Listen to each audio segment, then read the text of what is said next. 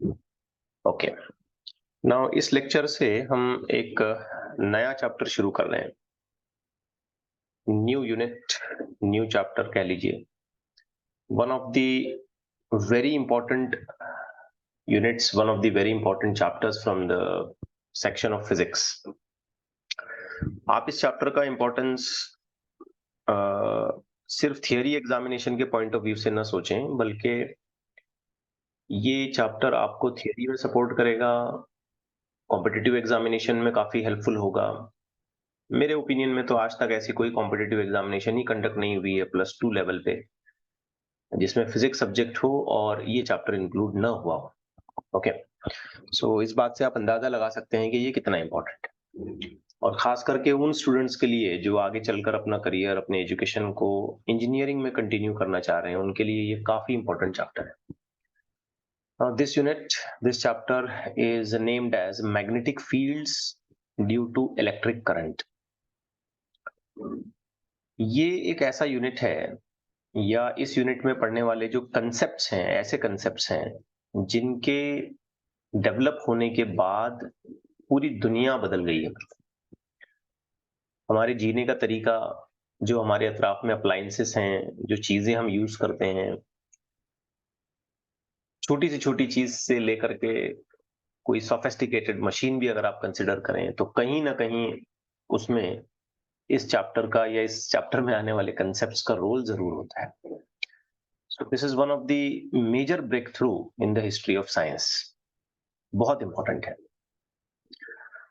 अब हम हमारे डिस्कशन को सिलेबस के स्कोप में ध्यान में रखते हुए चीजों को करेंगे, ठीक है?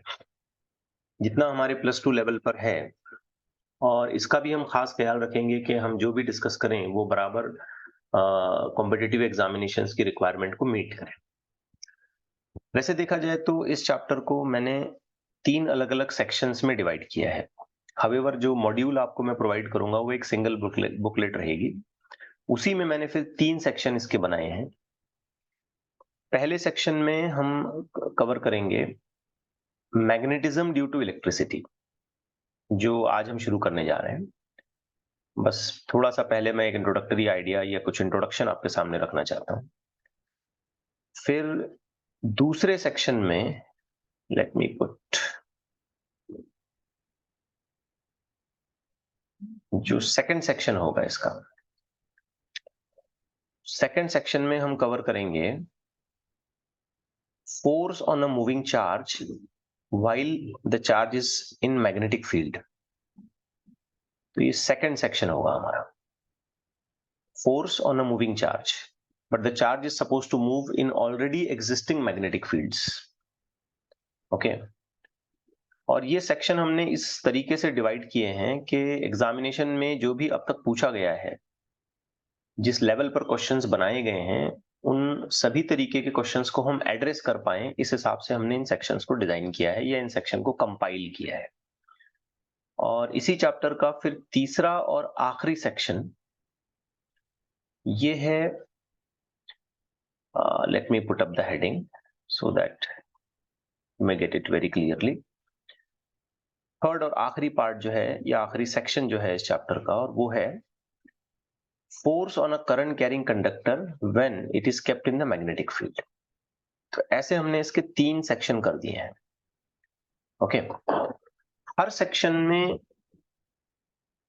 जो उसका लेबलिंग है, उस थीम को ध्यान में रखते हुए काफी सारे इलस्ट्रेशंस हैं, उस पे इन्वॉल्व कंसेप्ट्स हैं एंड अकॉर्डिंगली।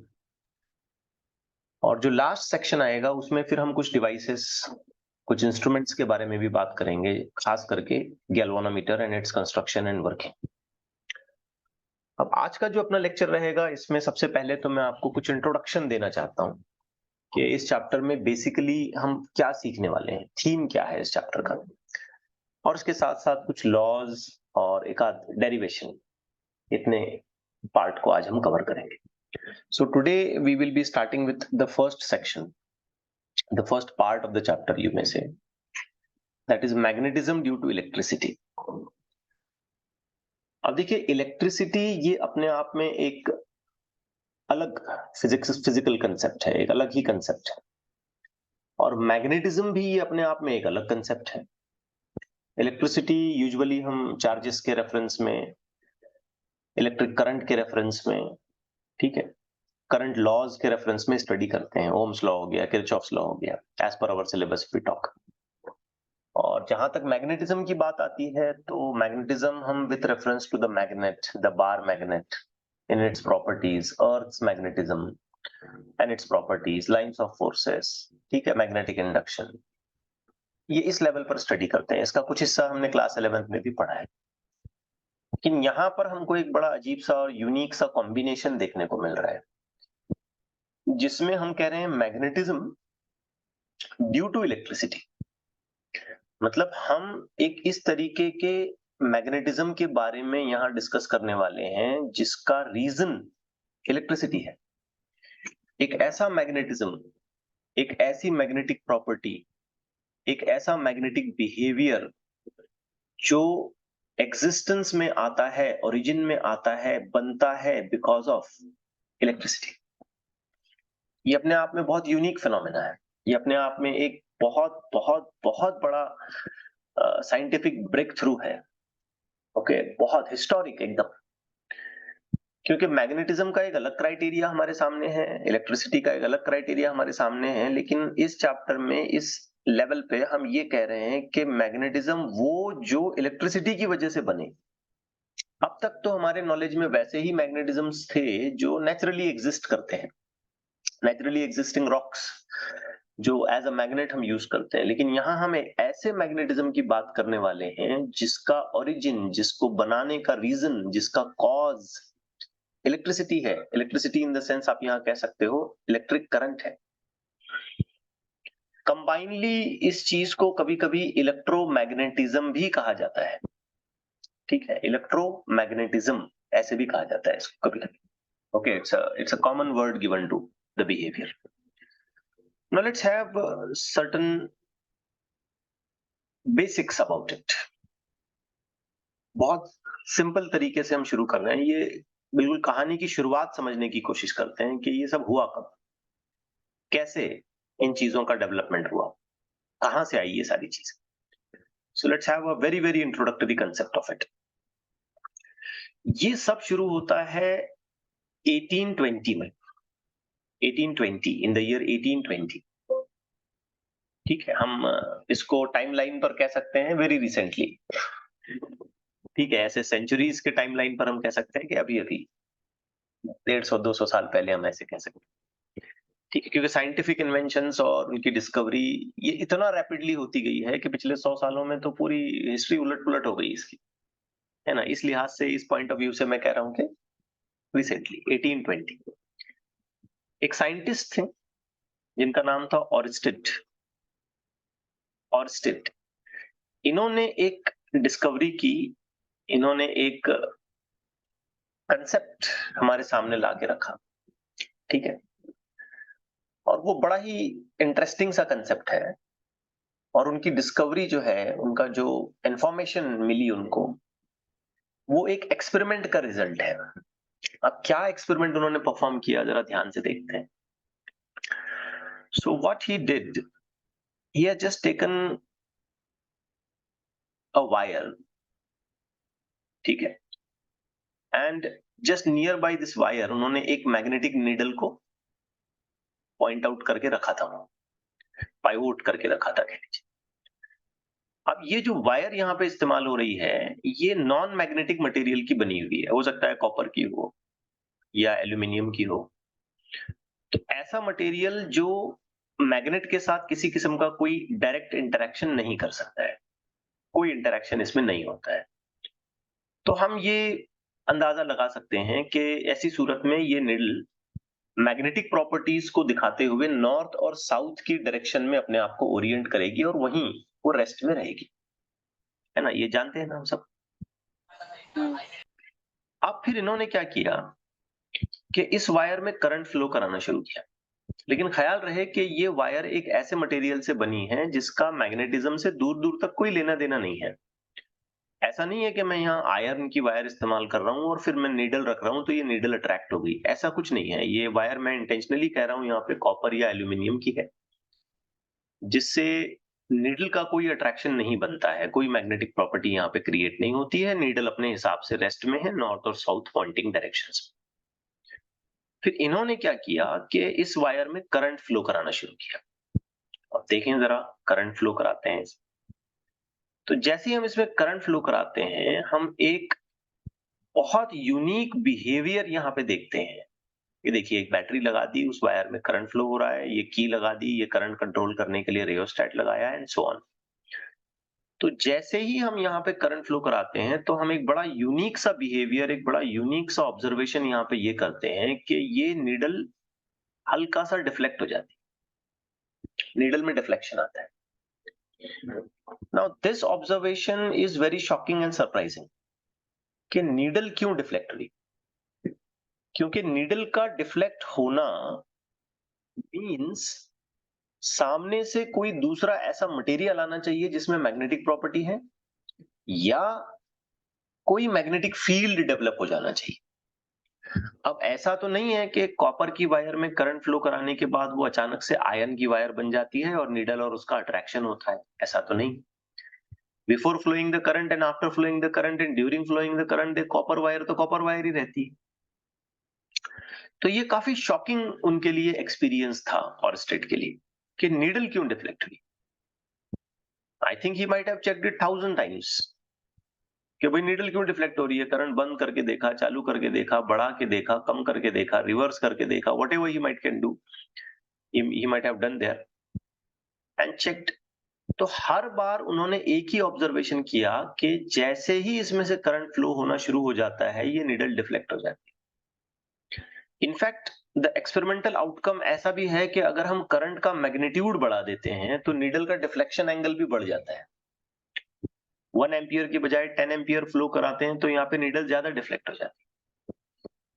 एक और शॉकिंग एक्सपीरियंस इसमें यह है कि अगर हम करंट का फ्लो डायरेक्शन रिवर्स कर देते हैं, ये की उधर की बजाय इधर लगा देते हैं, रिवर्स फ्लो इसमें करते हैं, तो जैसे ही हम रिवर्स फ्लो करते हैं तो नीडल पहले जिस साइड में डिफ्लेक्ट हो रही थी उसके अपोजिट साइड में डिफ्लेक्ट होती। तो इस ऑब्जर्वेशन को ध्यान में रख के उन्होंने क्या कहा कि किसी भी कंडक्टर में से जब हम करंट को फ्लो कराते हैं तो उस कंडक्टर के सराउंडिंग में, उसके आजू बाजू में, उस कंडक्टर के अतराफ, उसके सराउंडिंग में मैग्नेटिक फील्ड डेवलप हो जाता है। अब ये डिस्कवरी बहुत बड़ी है, ये बहुत बड़ा नॉलेज है, बहुत बड़ी इंफॉर्मेशन है ये। जैसे ही हम करंट बंद कर देते हैं तो वो मैग्नेटिक फील्ड फिर से गायब हो जाता है, खत्म। And as soon as we make it on तो फिर दोबारा आ जाता है। अगर हम करंट का डायरेक्शन चेंज करते हैं, फ्लो डायरेक्शन अगर पहले क्लॉकवाइज कर रहे थे तो अब एंटी क्लॉकवाइज करते हैं, तो जो मैग्नेटिक फील्ड वायर के आजू बाजू में आ रहा था, उसके सराउंडिंग में आ रहा था, उसका भी डायरेक्शन चेंज हो जाता है। मतलब हमने एक ऐसी कंडीशन को सर्च किया जिसमें हम मैग्नेटिज्म को क्रिएट कर सकते हैं, मैग्नेटिज्म को पैदा कर सकते हैं, मैग्नेटिज्म को बना सकते हैं फ्रॉम नोवेयर। हालांकि वहां पहले कोई मैग्नेटिज्म नहीं था। तो नेचुरली एक ऐसी प्रॉपर्टी, एक ऐसा फंडामेंटल बिहेवियर एग्जिस्ट करता है कि जब हम करंट फ्लो कराएंगे तो मैग्नेटिज्म डेवलप होता है। ठीक हो रही है बात, समझ आ रही है आपको? यस। और ये जो मैग्नेटिज्म वायर के सराउंडिंग रीजन में डेवलप होता है, वो इस नीडल के मैग्नेटिज्म के साथ इंटरैक्ट करता है और उन दोनों में अट्रैक्शन या रिपल्शन जो कुछ भी हो रहा होगा उसके हिसाब से वो नीडल डिफ्लेक्ट हो जाती है, आइदर वे, चाहे right left whatever it is, whatever the way it is deflecting. इस बात का ख्याल रहे कि वायर में करंट फ्लो कराने पर वायर मैग्नेटिक नहीं बनती है। अक्सर यहाँ पे स्टूडेंट ये गलत परसेप्शन ले लेते हैं कि वायर खुद मैग्नेटिक बन जाती है। No no, that's wrong. Wire magnetic नहीं बनेगी, बल्कि वायर के सराउंडिंग में जो रीजन है, वायर के अतराफ में, उसके नियर बाय में जो रीजन है, वहां मैग्नेटिक प्रॉपर्टीज डेवलप हो जाती हैं because of the flow of current in the wire.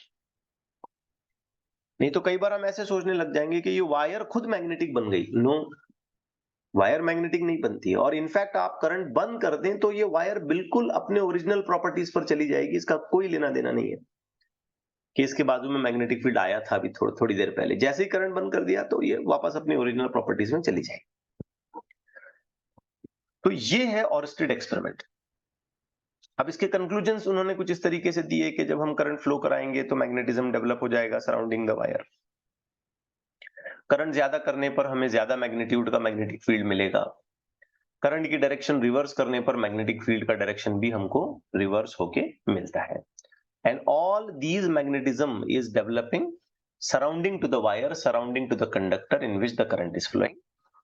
Material of that conductor as such will not become magnetic, but the region around the conductor will have the magnetic properties, will be developed with the magnetic properties. इसके अलावा आपको और कुछ दो चार बातें छोटी मोटी याद रखनी चाहिए। ये इंट्रोडक्टरी आइडियाज हैं, बस ये मामला हमको अच्छे से समझ में आ जानी चाहिए ताकि फिर हमें वहां हेल्प हो जो हम पढ़ना चाहते हैं। इसके अलावा आपने और दो तीन छोटी मोटी बातें याद रखनी है, जैसे कि एक मैग्नेट को अगर हम रेस्ट पे रखते हैं तो वो मैग्नेट अपने सराउंडिंग में क्या करता है, नेचुरल मैग्नेट की बात चल रही है, वो मैग्नेट अपने सराउंडिंग में मैग्नेटिक फील्ड बनाता है। वैसे ही एक चार्ज को अगर हम रेस्ट पे रखते हैं तो वो चार्ज अपने सराउंडिंग में इलेक्ट्रिक फील्ड बनाता है। मतलब ये दोनों इंडिपेंडेंट प्रॉपर्टीज हैं। मैग्नेट मैग्नेटिक वाली प्रॉपर्टी बनाता है, चार्ज चार्ज वाली प्रॉपर्टी बनाता है। बट सरप्राइजिंगली जब एक करंट कैरिंग कंडक्टर बनाया जाता है, मतलब एक कंडक्टर में से करंट को फ्लो कराया जाता है, तो वो अपने सराउंडिंग में क्या डेवलप कर लेता है, मैग्नेटिक मैग्नेट प्रॉपर्टीज। इनफैक्ट वो इलेक्ट्रिक प्रॉपर्टीज नहीं डेवलप कर पाता, उसके सराउंडिंग रीजन में कोई इलेक्ट्रिक प्रॉपर्टी डेवलप नहीं हो रही है, करंट जा रहा है वायर में से जा रहा है, बस खत्म। आजू बाजू में कोई इलेक्ट्रिक फील्ड डेवलप हो गया ऐसा कुछ नहीं होता है, लेकिन मैग्नेटिक फील्ड आ जाता है।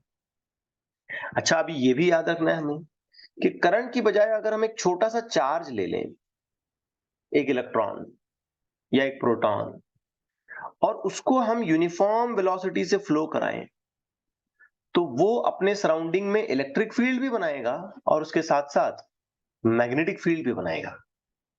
चार्ज दोनों फील्ड्स बनाएगा, लेकिन चलने पर, रुकने पर चार्ज सिर्फ क्या बनाएगा, इलेक्ट्रिक इलेक्ट्रिक फील्ड, सिर्फ इलेक्ट्रिक फील्ड बनाएगा रुकने पर। चलने पर दोनों बनाएगा। अब एक और बात यहां पे हमें ध्यान रखनी है कि electric field can not be produced without a charge. बिना चार्ज के हम इलेक्ट्रिक फील्ड नहीं बना सकते, लेकिन magnetic field can be produced without a magnet. अब बताइए यहां कोई मैग्नेट है क्या? नहीं। ये नीडल को छोड़ दें, आप वायर के रेफरेंस में बात करें तो यहां कोई मैग्नेट नहीं है, सिर्फ करंट को फ्लो करा के हमने यहां पे मैग्नेटिक फील्ड भी डेवलप किया। मतलब मैग्नेटिक फील्ड बिना मैग्नेट के बनाया जा सकता है, लेकिन इलेक्ट्रिक फील्ड बिना चार्ज के नहीं बनाया जा सकता। एक और बात आपने यहां पे अच्छे से याद रखनी है कि जब ये मैग्नेटिज्म डेवलप होता है, अब इसमें मैग्नेटिज्म आ गया, तो हमारे मन में एक सवाल आएगा कि क्या इसका नॉर्थ और साउथ पोल भी है? अगर मैं ऐसे वायर को लटका दूं तो क्या वो नॉर्थ और साउथ डायरेक्शन में जाएगी क्या, वगैरह वगैरह। क्या इसकी पूरी प्रॉपर्टीज वैसी हो जाएगी जैसे एक बार मैग्नेट होता है? तो क्या वाकई इसमें पोल्स आएंगे? नहीं, इसमें एक physical form of pole develop नहीं होता है। सिर्फ बिहेवियरल पॉइंट से एक नॉर्थ और एक साउथ जरूर बनता है, लेकिन वैसा पोल नहीं आता है जो फिजिकली किसी बार मैग्नेट में होता है।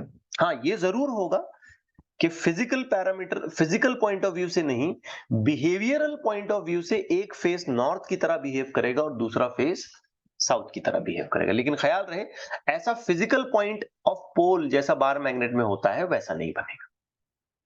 एक और बात, लास्ट बात इसमें याद रखें कि जब हम चार्ज को एक्सेलरेट करते हैं, यूनिफॉर्म वेलोसिटी से नहीं चलाया बल्कि उसके अंदर एक्सेलरेशन कर दिया, या चार्ज का किसी तरीके से ऑसिलेशन होता है, ऑसिलेशन में भी एक्सेलरेशन जरूरी है, आपने पढ़ा है ऑसिलेशन चैप्टर।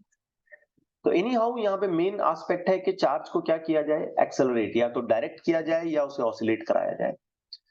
तो वो इलेक्ट्रिक फील्ड तो बनाता ही है, मैग्नेटिक फील्ड भी बनाता है, लेकिन उसके साथ साथ इलेक्ट्रोमैग्नेटिक वेव्स को भी इमिट करता है।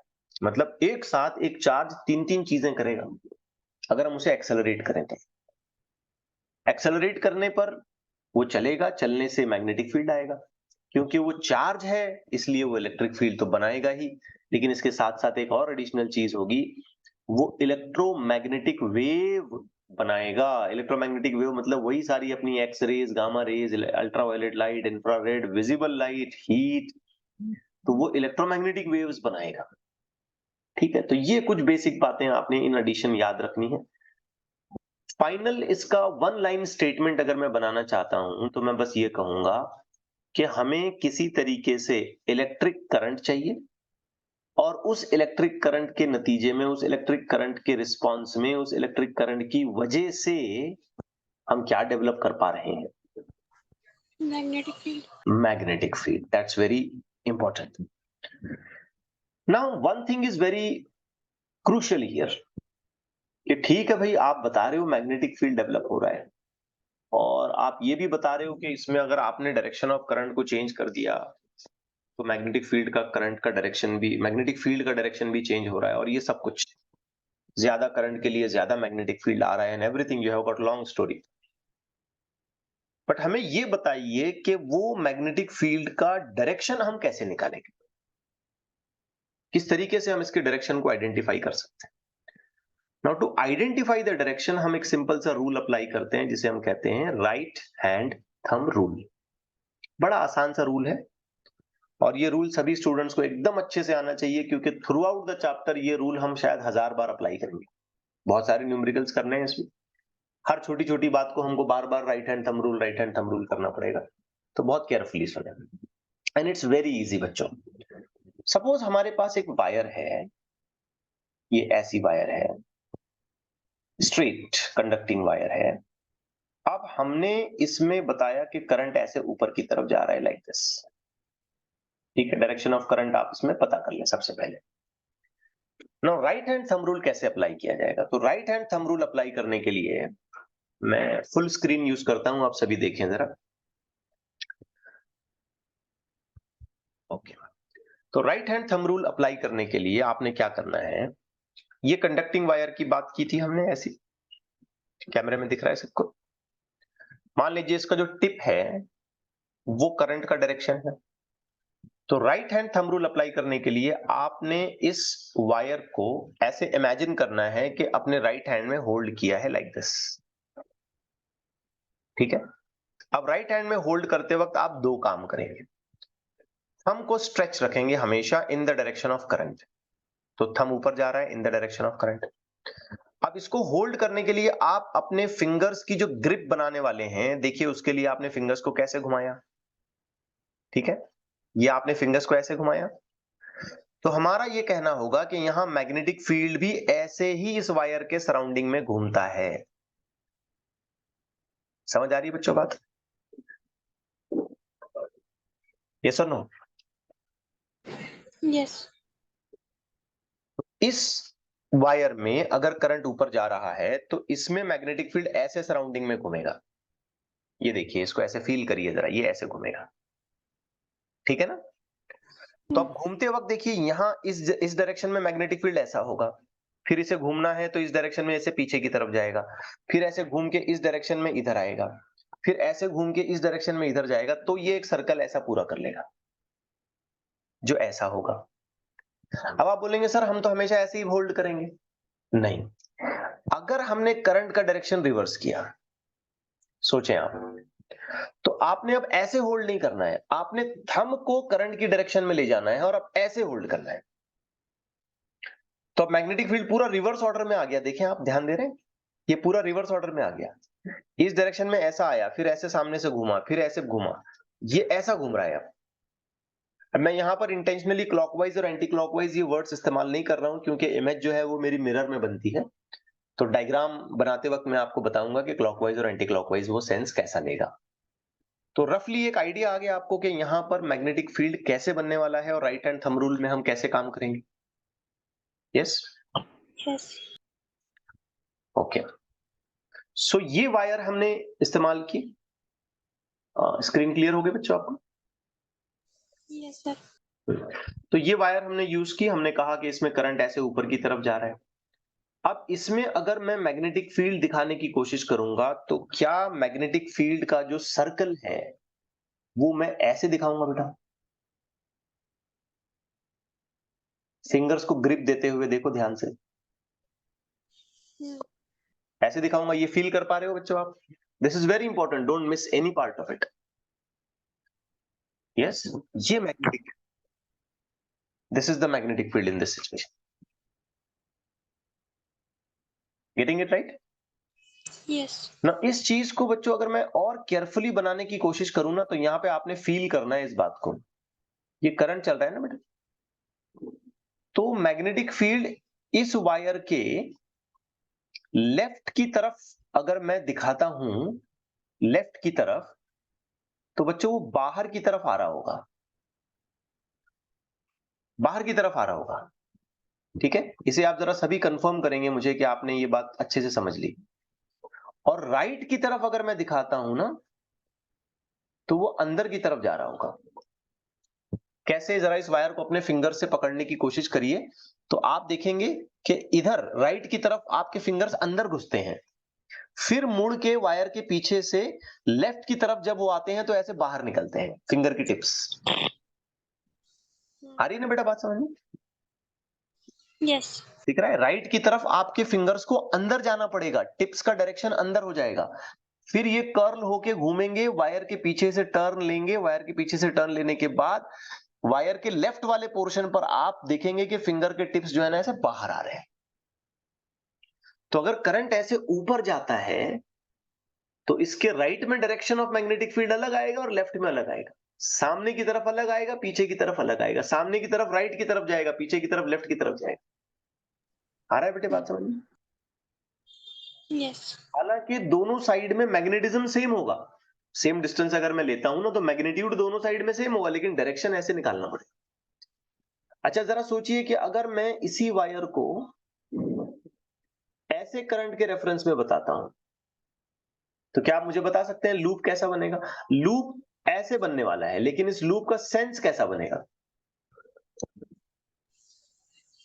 पीछे से, तो इस लूप का सेंस बेटा ऐसा बनेगा। अब मैं ये कह सकता हूं कि ये क्लॉकवाइज रेफरेंस है।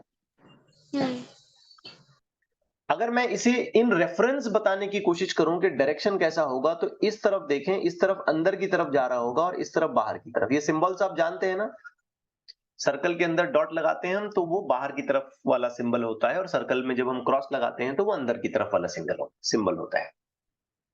तो देखिए करंट का डायरेक्शन जैसे ही हमने चेंज किया तो पूरा पूरा मैग्नेटिक फील्ड का डायरेक्शन भी बदल गया। अब इमेजिन करें ये जो वायर मैंने यहां बनाई है, इसे अपने सीधे हाथ से, राइट हैंड से होल्ड करने की कोशिश करें कुछ इस तरीके से कि थंब का जो डायरेक्शन है वो करंट के डायरेक्शन में होना चाहिए। अब फिंगर को ऐसे होल्ड करें तो वायर के लेफ्ट वाले पोर्शन में आपकी फिंगर्स अंदर जाएंगी, सही है? फिर वायर के पीछे से घूमेंगी ऐसे, और वायर के राइट वाले पोर्शन में ऐसे टिप्स बाहर आती हुई नजर आएंगी। यस? yes, तो ऐसे हमें डायरेक्शन आइडेंटिफाई करना है। अब मैं एक छोटा सा आपको क्वेश्चन पूछ रहा हूं, यहां पे आपने मुझे आंसर करना है। फॉर एग्जाम्पल बच्चों, हमने वायर ऐसे हॉरिजॉन्टल ले ली और मैंने कहा कि करंट ऐसे जा रहा है। अब आप मुझे बताएं कि वायर के ऊपर की तरफ और वायर के नीचे की तरफ मैग्नेटिक फील्ड कैसे होंगे? हमको करंट की डायरेक्शन में मैच करिए और वायर को ऐसे पकड़ने की कोशिश करिए। ये वायर है, पकड़ने की कोशिश करिए तो ऊपर की तरफ देखें, ऐसे फिंगर टिप्स हमारे बाहर आ रहे हैं। हम्म, दिख रहा है? ये देखो, हल्का सा वीडियो में देखने की कोशिश करें, ये ऊपर की तरफ ऐसे बाहर आ रहे हैं और ये घूम के नीचे की तरफ कहां जा रहे हैं? अंदर, अंदर। क्या आप इस बात को अच्छे से फील कर पा रहे हैं? तो यहाँ ऊपर की तरफ मैग्नेटिक फील्ड कैसा होगा? बाहर, बाहर की तरफ होगा। और नीचे की तरफ मैग्नेटिक फील्ड कैसा होगा? अंदर, अंदर की तरफ। Getting it right? सोचिए अगर इसी वायर को बच्चों में ऐसे बनाता हूं, like this, and if I show the direction of current like this, क्या आप मुझे बता सकते हैं कैसे कैसे आएंगे डायरेक्शंस? वायर के ऊपर कैसा आएगा? अंदर, अंदर। Very good. आप इसे होल्ड करने की कोशिश करें तो वायर को आप देखिए वीडियो में ऐसे पकड़ेंगे, ये वायर है ना, आप इसे ऐसे पकड़ेंगे तो ऊपर की तरफ आपके फिंगर के टिप्स ऐसे अंदर की तरफ जाएंगे, फिर ये घूमेंगे और घूम के जब दूसरे साइड से बाहर आएंगे तो ऐसा मुंह होगा उसका। सो यहाँ बहुत अच्छा इमेजिनेशन आपने करना है। तो इस जगह पर हम कहेंगे कि मैग्नेटिक फील्ड अंदर की तरफ जाएगा, ये वेक्टर हो गया, और इस जगह पर हम कहेंगे कि मैग्नेटिक फील्ड बाहर की तरफ आएगा, ये वेक्टर। तो ये एक बड़ा आसान सा तरीका है जिसमें हम राइट हैंड थंब रूल का यूज करते हुए मैग्नेटिक फील्ड की डायरेक्शन को बता पा रहे हैं। ठीक है, बट इसमें मैंने जो एग्जांपल्स चॉइस किए वो सारे मैंने वायर्स के एग्जांपल चॉइस किए, ऑलमोस्ट आप कह सकते हैं स्ट्रेट वायर्स। लेकिन कई बार हमारे सामने ऐसी भी सिचुएशन आती है जिसमें we have loops, current carrying loops. जैसे देखें, वायर को बेंड करके मोड़ करके इस तरीके का एक लूप बनाया है और उसमें हम कह रहे हैं कि करंट ऐसे चल रहा है। ध्यान रहे, कंफ्यूज मत करो। हाँ, ये जो सर्कल यहां बनाया ये मैग्नेटिक फील्ड का है सर्कल है, और ये करंट कैरिंग वायर स्ट्रेट है। और यहां जो सर्कल बनाया मैंने किसका बनाया है? ये वायर का ही। वायर एक लूप की शक्ल में है, वायर जो है ना एक लूप के फॉर्म में है और उसमें से करंट ऐसे जा रहा है। अब यहां पर अगर मैं राइट हैंड थंब रूल लगाने की कोशिश करूंगा और उसको उसी तरीके से लगाने की कोशिश करूंगा जैसे मैं स्ट्रेट वायर पे लगा रहा हूं तो थोड़ा सा दिक्कत होगी, क्योंकि जब मैं वायर पे लगाता हूं तो हम थंब से क्या बताते हैं? इलेक्ट्रिक फील्ड, करंट बताते हैं। और फिंगर के कर्ल से क्या बताते हैं? Magnetic field. Magnetic field. तो जब हम लूप पर ये लॉ लगाएंगे तो इसको लगाएंगे उल्टा। फिंगर के कर्ल से हम बताएंगे करंट, ठीक है, और थंब के स्ट्रेच होने से हम बताएंगे मैग्नेटिक फील्ड। अब जैसे यहां देखें तो लूप आपके सामने ऐसे घूम रहा है ना, तो आप बोले करंट यूं चल रहा है। देखिए वीडियो में, देखिए हल्का सा दिखाई देगा। आप बोलेंगे करंट यूं चल रहा है। आ रही है ना बात समझ में? फिंगर के टिप से आप क्या बताएंगे बच्चों? करंट। ये आप बोलेंगे करंट यूं चल रहा है। तो आउटस्ट्रेच थंब, इमेजिन करिए पेपर पर एक सर्कल बनाइए और जैसा मैंने करंट ड्रॉ किया है, डायरेक्शन दिखाइए, वैसे डायरेक्शन दिखाइए पेपर पे सर्कल बना के। तो आप देखेंगे कि ये ऐसे मैग्नेटिक फील्ड बाहर आ रहा है। पक्की बात है? यस। मैग्नेटिक फील्ड बाहर आता हुआ दिखेगा। आप बाकायदा पेपर पे बनाइए, एक सर्कल बनाइए और करंट इस तरीके से उसमें दिखाइए और इमेजिन करिए कि आपने फिंगर से करंट को बताना है। तो फिर आप देखेंगे कि मैग्नेटिक फील्ड बाकायदा इसमें बाहर आता हुआ नजर आ रहा है। तो हम यहां पर क्लेम करेंगे कि इस सिचुएशन में मैग्नेटिक फील्ड का डायरेक्शन जो है ये लूप से बाहर आता हुआ हमको नजर आएगा।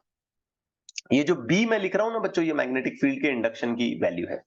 11th में पढ़ चुके हैं हम इसके यूनिट्स वगैरह, तो अलग से इस पे मुझे नहीं लगता कुछ बात करने की जरूरत है फिलहाल।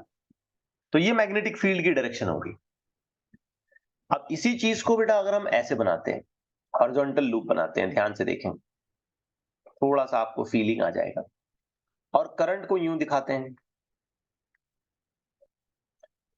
अब ऐसे हाथ घुमाइए और फिंगर्स को ऐसे घुमाइए जिस सेंस में करंट है।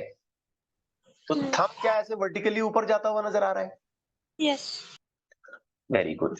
तो इस सिचुएशन में हम कहेंगे कि मैग्नेटिक फील्ड जो है ना बेटा ऐसे ऊपर जा रहा है, ये डायरेक्शन उसकी। अब सोचिए अगर हम लूप को ऐसे बनाते हैं and if you show the direction of current completely reverse, ऐसे करंट जा रहा है। अब अपनी फिंगर्स को यूं घुमाना पड़ेगा करंट के साथ फिंगर के टिप्स को मैच करने के लिए। तो फिर थंब हमारा कहां जाएगा? नीचे। डाउनवर्ड्स। Very good. तो करंट यहां डाउनवर्ड जाएगा। आप इसको बाकायदा करके देखें, ठीक है? आप अपने अपने घरों में बैठे करके देखें, कोई प्रॉब्लम नहीं, करें। क्योंकि इसको जब तक आप प्रैक्टिकली नहीं करोगे, हाथ नहीं घुमाओगे, तब तक आपको समझ नहीं आएगा, मतलब परफेक्शन नहीं आएगा, या परफेक्शन छोड़िए कॉन्फिडेंस नहीं आएगा। करें उसे बाकायदा, फील करें उसको। अच्छा सोचिए अगर हम ये करंट का लूप ऐसे बनाते हैं, इस तरीके से हमने करंट का लूप बनाया और हम ये कहते हैं कि इसमें करंट ऐसे चल रहा है, क्या आप मुझे बता सकते हैं अब मैग्नेटिक फील्ड कहां जाएगा? अंदर। ऐसे दिखाना पड़ेगा। पीछे से। मैग्नेटिक फील्ड जाएगा पीछे की तरफ। आप पीछे की तरफ मतलब इसमें मानो जैसे अंदर घुस रहा है। आप पेपर पर ये डायग्राम निकालिए और यूं करिए, पेपर पर डायग्राम निकालिए और यूं करके देखिए तो आपको थंब नीचे की तरफ दिखाना पड़ेगा। अब यहाँ नीचे की तरफ थंब दिखाने का मतलब ये है कि मानो जैसे मैग्नेटिक फील्ड इस लूप के अंदर जा रहा है। तो ये हमारा तरीका है, ये हमारा मेथड है जिसमें हम राइट हैंड थंब रूल को अप्लाई कैसे करें ये सीख रहे थे। तो हमने इसको दो वैरायटी में अप्लाई किया। अगर हम स्ट्रेट वायर्स यूज करते हैं तो कन्वीनियंसी के लिए हम थंब से क्या बताएंगे, करंट, और फिंगर के कर्ल से बताएंगे डायरेक्शन ऑफ मैग्नेटिक फील्ड। और ये मैंने आपको साफ साफ बता दिया, राइट लेफ्ट कैसा डायरेक्शन, अंदर बाहर कैसे होता है। और अगर हम करंट के लूप्स लेते हैं, करंट के लूप्स हैं ये याद रखें, ये करंट के लूप्स है ना। तो कई बार बच्चा पजल होता है, ये सर यहाँ भी सर्कल बना है, यहाँ भी सर्कल बना है। बेटा ये सर्कल मैग्नेटिक फील्ड का लूप है, जो मैग्नेटिज्म यहाँ डेवलप हो रहा है ना उसका वो घूमना बता रहा है। और यहाँ ये वायर हमने मोड़ के वायर का एक सर्कल बनाया हुआ है, वायर का लूप बनाया हुआ है। सो इस जगह पर हम हमारी जो लॉ अप्लाई करने का प्रोस्पेक्टिव है वो थोड़ा सा बदल देते हैं। थंब से हम करंट बताने की बजाय मैग्नेटिक फील्ड बताते हैं, और फिंगर से मैग्नेटिक फील्ड बताने की बजाय हम करंट बताते हैं, ताकि आसानी से हमको समझ में आए कि यूं घूम रहा है। सो ये है राइट हैंड थंब रूल। समझ आ गया बच्चों बात आपको? ना दिस इज वेरी इंपॉर्टेंट, क्योंकि पूरे चैप्टर में हम ये बार बार right hand thumb rule apply करना है। हर डेरिवेशन में कहीं ना कहीं राइट हैंड थंब रूल का रोल आएगा। और अगर हम डायरेक्शन ठीक से नहीं निकाल पाए तो ये चैप्टर पूरा का पूरा बर्बाद, पूरा वेस्ट हो जाएगा। सारी डेरिवेशन पढ़ के वेस्ट हो जाएगा अगर राइट हैंड थंब रूल ठीक से नहीं आया तो। आई होप बातें क्लियर हो गई आपको अच्छे से। यस। चलिए अब और आगे बढ़ने से पहले एक और छोटी सी चीज देखते हैं, करंट एलिमेंट। ये सब बातें मैं आपको इंट्रोडक्शन में बता रहा हूं, अभी चैप्टर हमारा शुरू नहीं हुआ है। ये सारी बातें आएंगी तो ही हम चैप्टर में चीजों को अच्छे से समझ पाएंगे। करंट एलिमेंट का क्या मतलब है, because this word we are just going to use regularly. चलिए हमारे पास मान लेते हैं कि एक बड़ी सी वायर है, एक आर्बिट्री लाइन लेंथ शेप कैसी भी एक हमने वायर इमेजिन कर ली, लाइक दिस एक वायर है। अब इस वायर में से कुछ करंट जा रहा है, लेट्स से कि इस वायर में कुछ करंट जा रहा है आई, ओके। नाउ इस वायर में हम क्या करेंगे, हमारी कन्वीनियंसी से कहीं भी जहां हमें अच्छा लगता है, जहां हमको एप्रोप्रिएट लगता है, एक छोटा सा लेंथ एलिमेंट चॉइस करेंगे। लेंथ एलिमेंट, ठीक है ना, छोटी सी लेंथ एलिमेंट। अब आप मुझे बताएं इस लेंथ एलिमेंट में से कितना करंट जाएगा? DQ। D Q. क्यू कहां से आया यहाँ?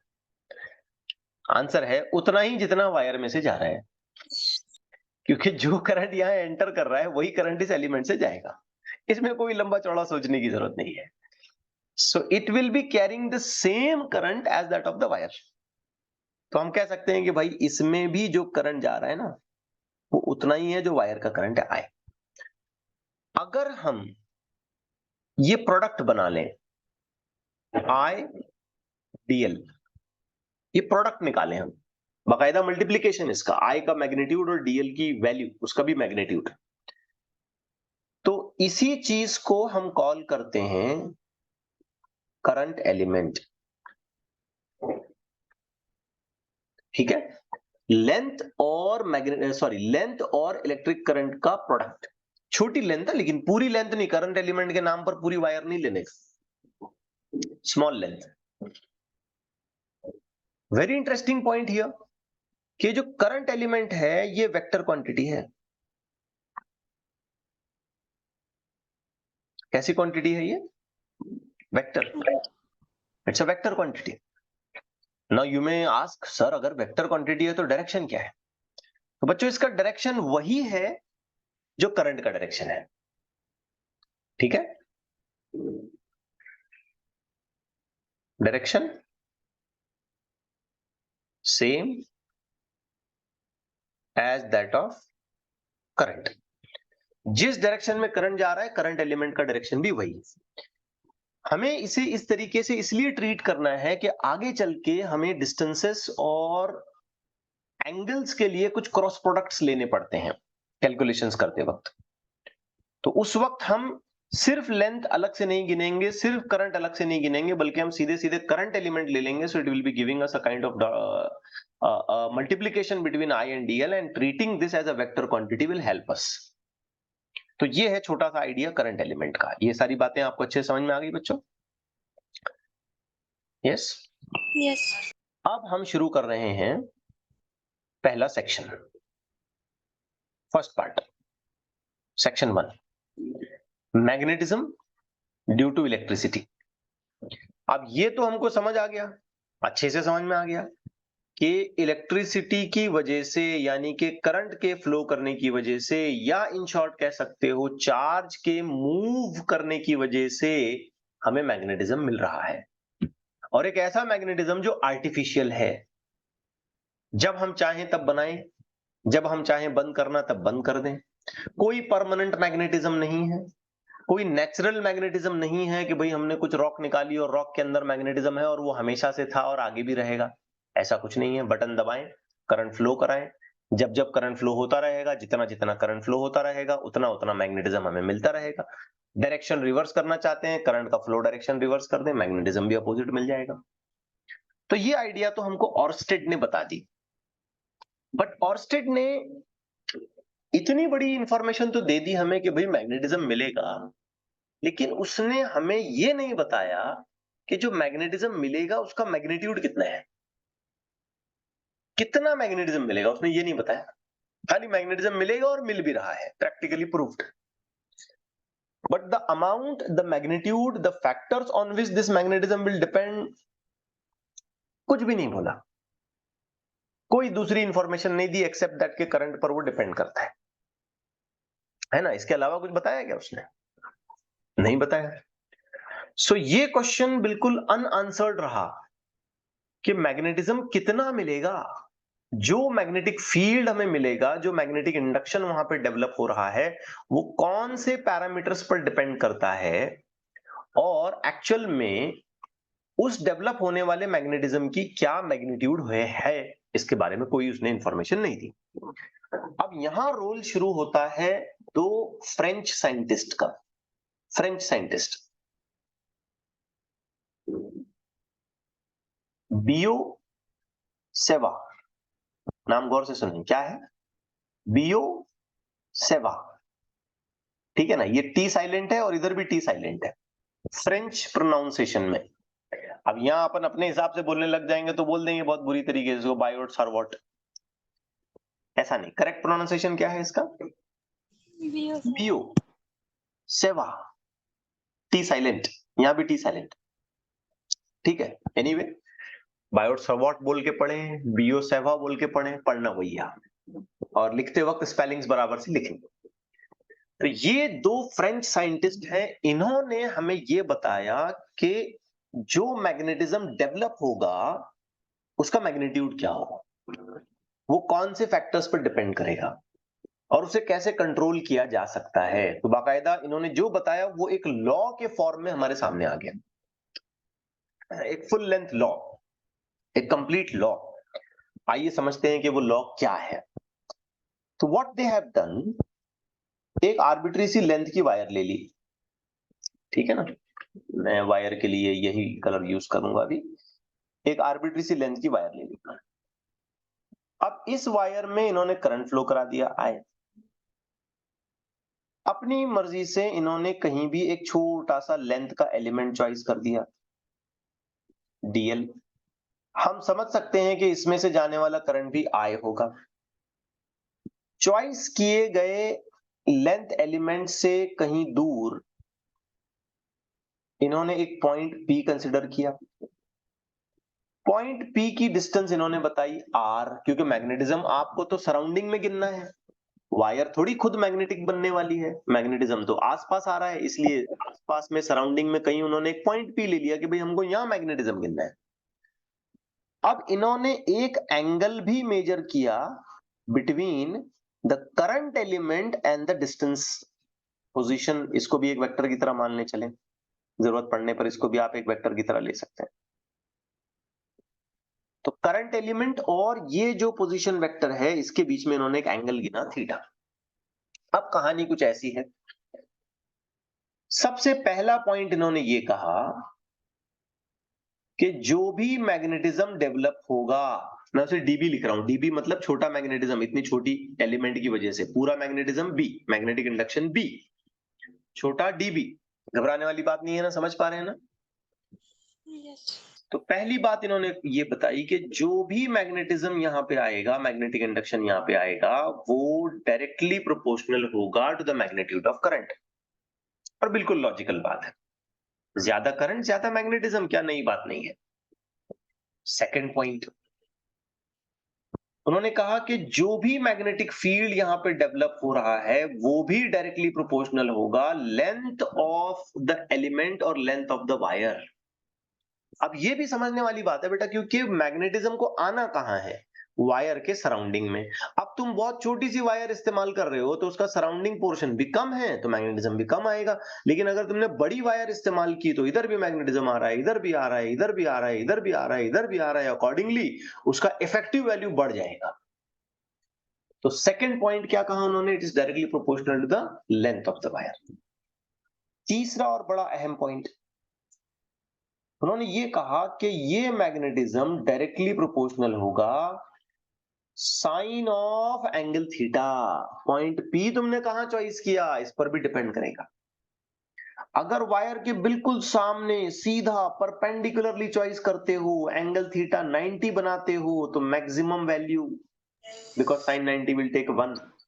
लेकिन अगर यही पॉइंट उठा के उल्टे सीधे इधर चॉइस करते हो, एंगल को 0 लगाते हो, तो मैग्नेटिक फील्ड भी 0। देखो वायर के ऊपर मैग्नेटिक फील्ड 0, वायर की लाइन में पॉइंट चॉइस किया, मैग्नेटिक फील्ड 0।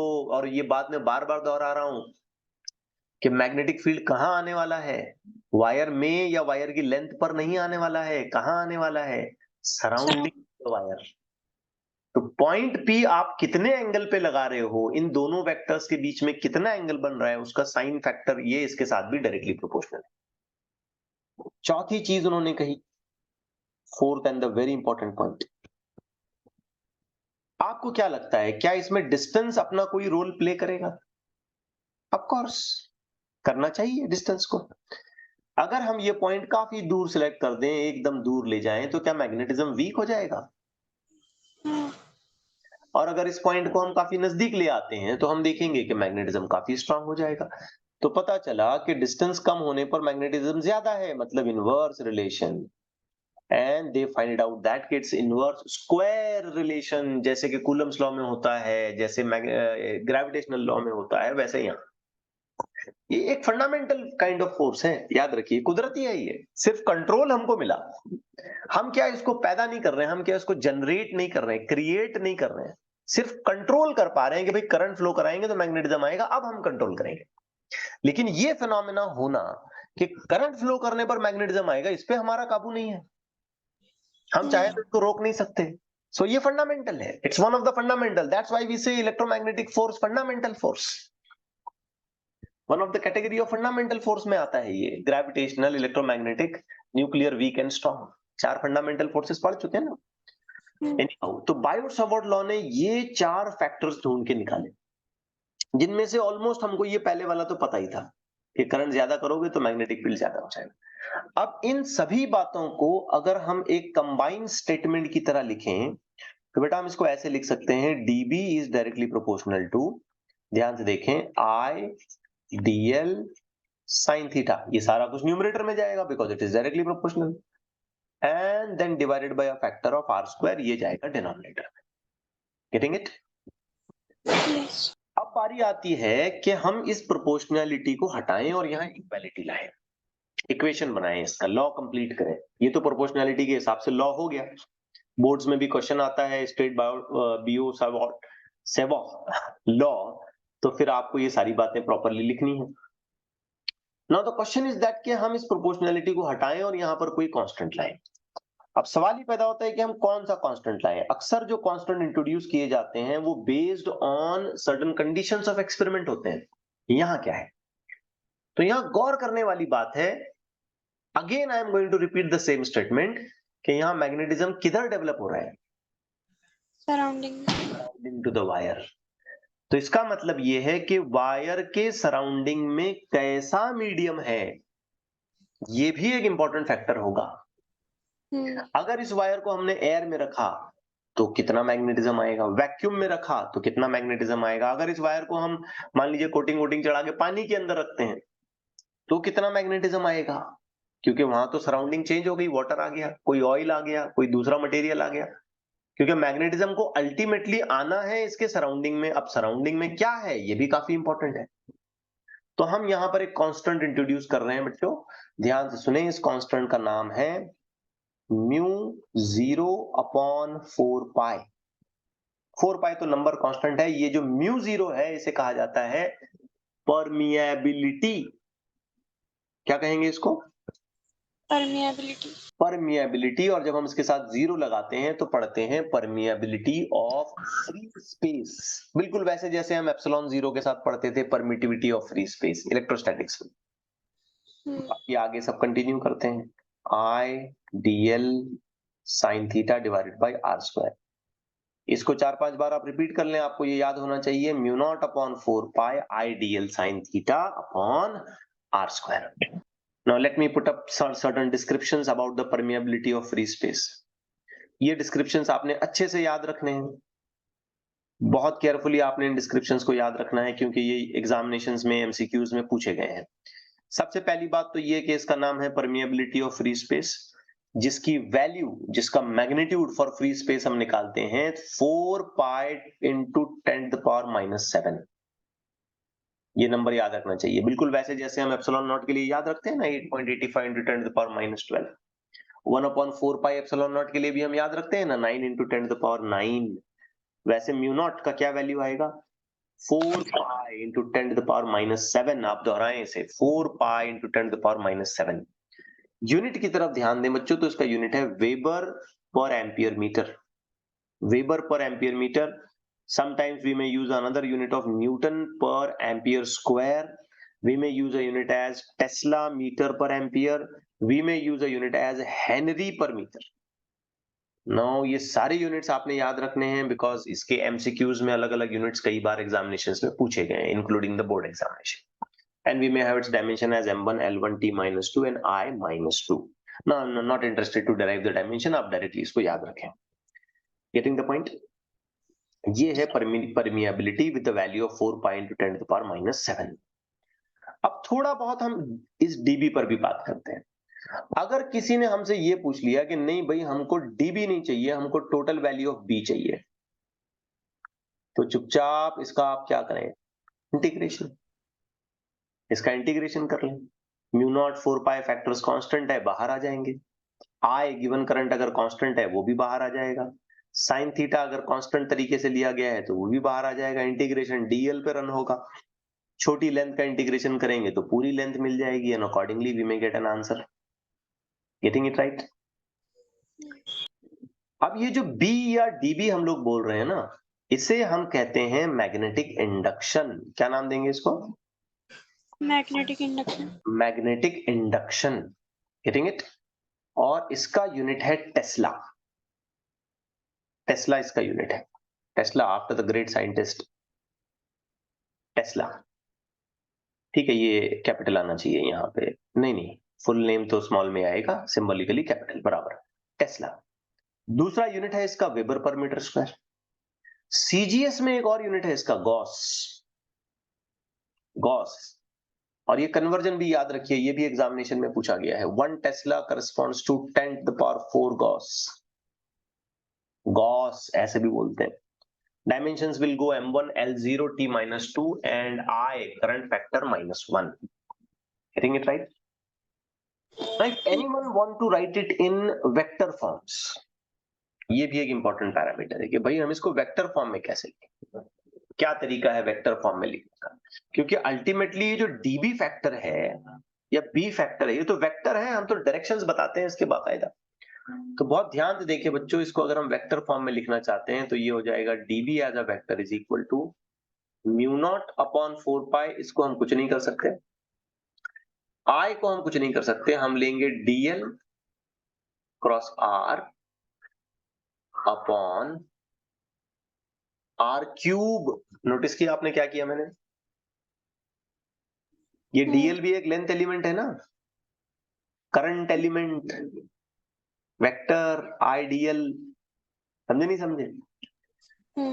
अच्छा, अब आपको ऐसा लगे अरे सर ने गलती कर दी, यहाँ तो आर स्क्वायर होना चाहिए था, सर ने आर क्यूब लिख दिया। नहीं बेटा, कोई गलती नहीं की। आप ध्यान से देखो, डीएल क्रॉस आर को अगर आप मैग्नीट्यूड में लिखोगे तो क्या लिखोगे? DLR sin DL are sine theta. तो न्यूमरेटर में क्या है, एक एक्स्ट्रा आर आ जाएगा, तो उसको काटने के लिए डिनोमिनेटर में एक एक्स्ट्रा आर बढ़ाना पड़ेगा ना आपको। तो अगर आप मैग्नीट्यूड में लिखते हो तो बराबर आप वापस आ जाओगे डीएल आर साइन थीटा, नीचे का आर कट जाएगा, आप वापस I DL sine theta divided by r square पे आ जाए। तो ये है Biot Savart law as we read it here.